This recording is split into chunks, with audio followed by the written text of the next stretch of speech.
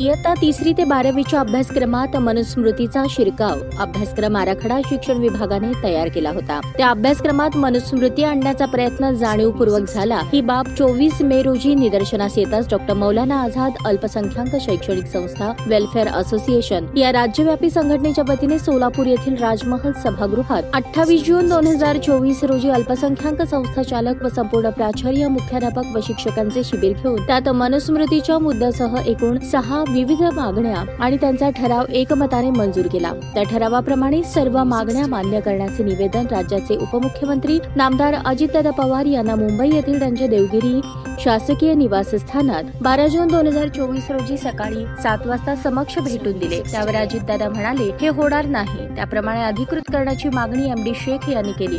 त्यानंतर पुन्हा एकदा 23 जून 2024 रोजी सोलापूर येथील रंगभवनमध्ये पुन्हा एकदा अल्पसंख्याक समाजातील बुद्धिमंतांचा एक दिवसीय निर्धार मेळावा घेण्यात आला। त्यात येत्या अभ्यासक्रमात लादण्यात आलेले मनुस्मृती वगळावे, इयत्ता 1लीच्या वर्गात प्रवेश देण्यासाठी विद्यार्थ्याला 7 वर्षे पूर्ण झाल्यानंतरच प्रवेश दिला जावा ही अट रद्द करण्यात यावी। पवित्र पोर्टलच्या माध्यमातून घेण्यात आलेल्या शिक्षक भरतीमध्ये उर्दू शाळेत शिकवण्यासाठी इतर समाजातील उमेदवारांना शिक्षक पदावर भरती घेण्यात आली। त्या उमेदवारांना उर्दू शाळेत न पाठवता त्यांना इतर शाळेत पाठवावे।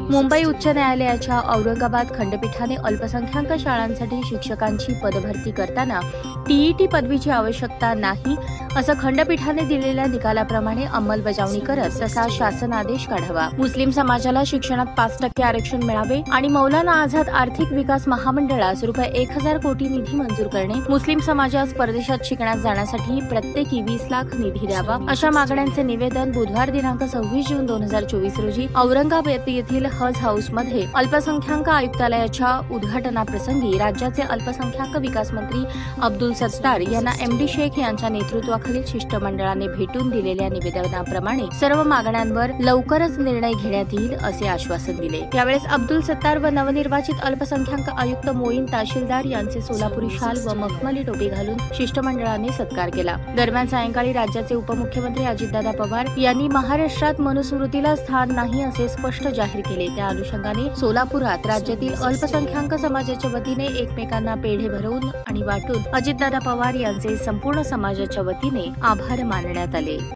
ताज्या बातम्या पाहण्यासाठी प्राईम मीडिया न्यूज चॅनलला सबस्क्राईब करा आणि बेल आयकॉन प्रेस करा।